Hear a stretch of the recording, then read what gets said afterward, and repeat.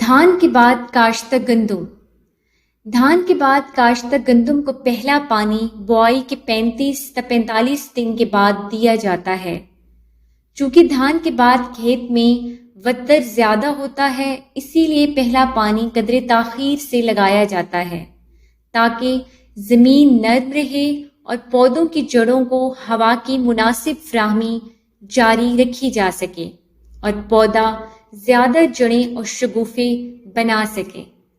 دوسرا پانی۔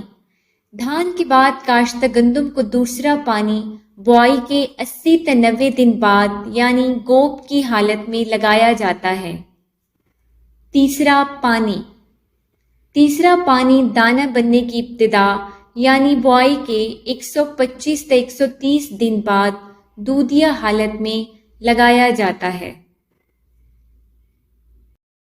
پچھیتی کاشتہ فصل کو پہلا پانی شاخیں نکلتے وقت یعنی بوائی کے 25 تا 30 دن بعد، دوسرا پانی گوپ کے وقت یعنی بوائی کے 70 تا 80 دن بعد، اور تیسرا پانی دانہ بننے کی ابتدائی حالت بوائی کے 110 تا 115 دن بعد دودھیا حالت میں لگائیں۔